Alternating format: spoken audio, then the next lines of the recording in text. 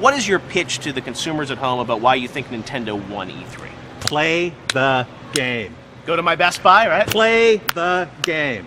I would love to play Smash Brothers. Not here. That's what it's all about. Yes. Hey guys, how's it going?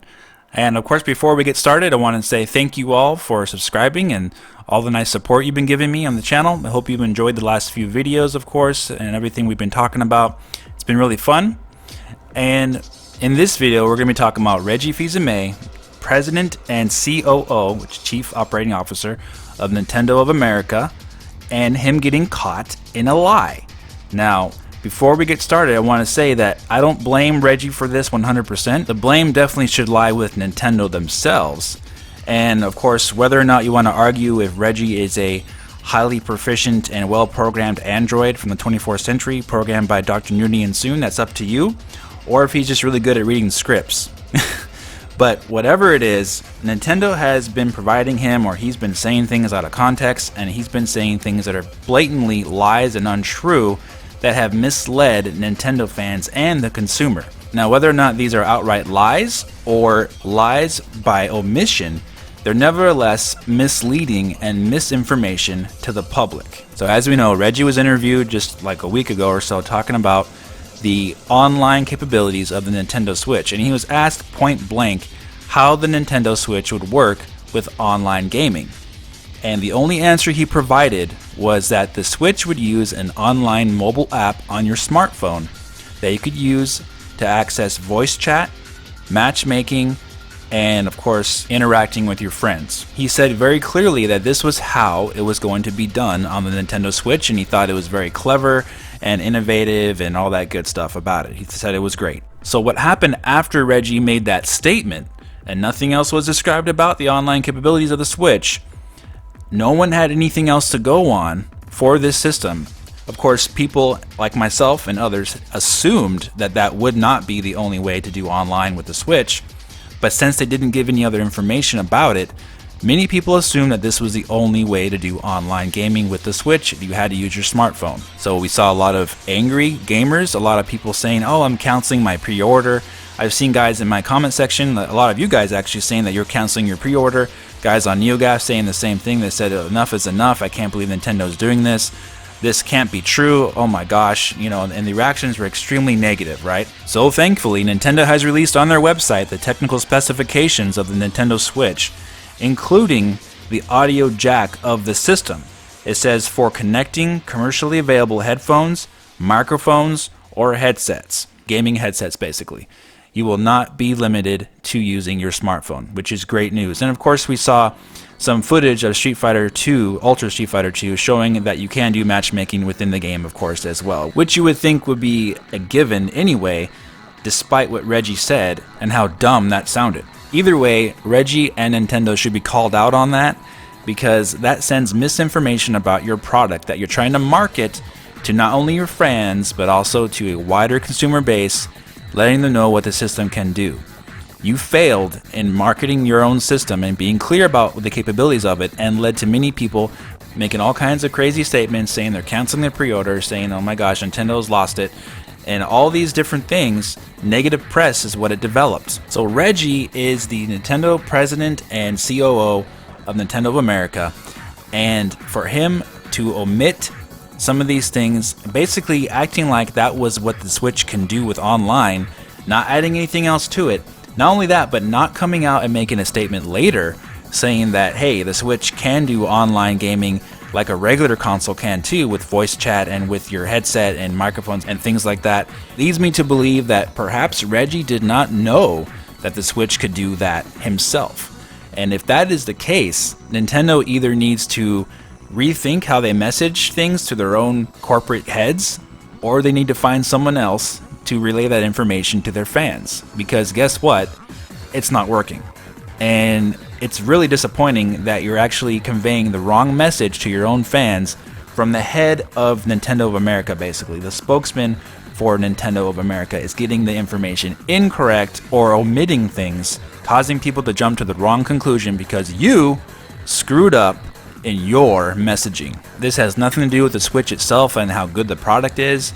It's probably going to be a great system, fun to play, but it has everything to do with the communication, and we've seen Nintendo have this problem for years and years and years, relaying information that is both unclear and incorrect to their fan base. It's unfortunate, but we've heard this happen before with developers complaining about Nintendo not being clear with them as well, and of course we're seeing it firsthand directly to us, the fans. So this isn't the first time this has happened. Reggie and Nintendo have straight out lied to people in the past, and we're going to take a look at just a few of those right now, so watch this. Now, in terms of specs, the Wii U, it's pretty much on par with the Xbox 360 and the PS3, but we know Sony and Microsoft are set to release new consoles next year. So aren't you worried about the timing and that the Wii U will be a generation behind your rivals? Well, first off, I have to correct you. The specs are quite different than the competitive systems, much more graphically intensive. If you do a side-by-side comparison, you would actually see that third-party games like Call of Duty look dramatically better on our system.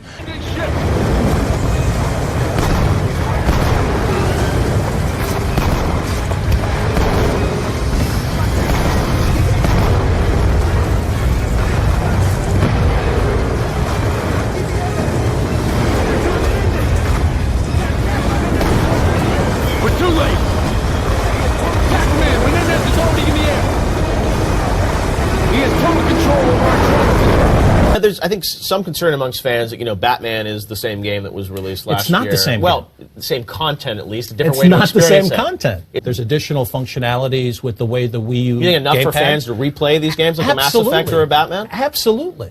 Okay, 'cause, And, I mean, you that's a know, lot of money to spend $60 to replay a game. But what if consumers say, hey, you know, they delayed a bunch of games in the spring, maybe they're going to delay all these again? So we've been very specific in launch dates and when these games are coming. So we're putting it out there. And our track record is pretty good. When we say a game is coming on a specific period of time, Nintendo's track record is pretty good. We've laid it out for folks. We're being very clear on when these games are going to be available. So there we have a direct lie right there. You saw it in the video. Reggie said that, hey, we got the best version of Call of Duty. Our versions of third-party games will look dramatically better on the Wii U than they do on the other systems. And in fact, that was a 100% lie and incorrect information. Whether he meant to do it or not, it was incorrect, and Nintendo had him say that. They gave him some kind of script to say, and that's what he said. That's what he was programmed to say about Nintendo. And there you had it. The Wii U version of Black Ops 2 ran worse than even the PlayStation 3 version of the game, as you saw there in that footage. Then, of course, you had the famous line, not the same game, not the same content. Different game, different content, all that stuff. And, of course, we knew that was a lie, basically.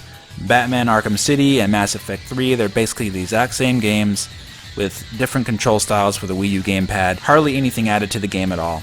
Same game, same content. That was basically a lie. Then, of course, we remember more recently, back in 2015, Reggie did an interview with Kotaku asking about the launch of these games and how far apart they are and everything, and compared to their competition. Reggie said, and I quote, "We also know the best way to launch a game like that is to surprise and delight them, to give them a launch date.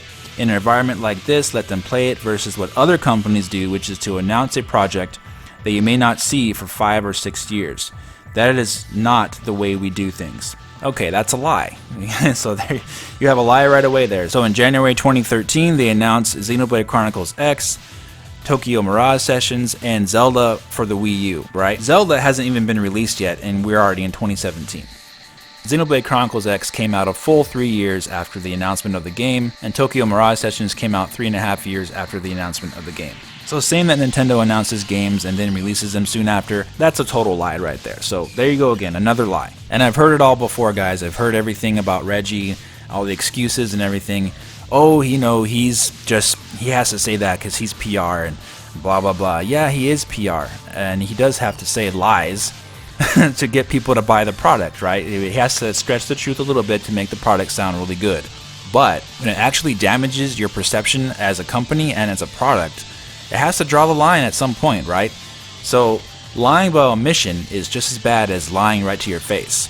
So basically doing that and putting the Switch in a bad light himself by giving people nothing else to go on in regards to the Switch, it really puts him and the company in a bad light, in my opinion. You can disagree with me if you want, but Nintendo needs to get their communication crystal clear, especially in regards to things that people really care about.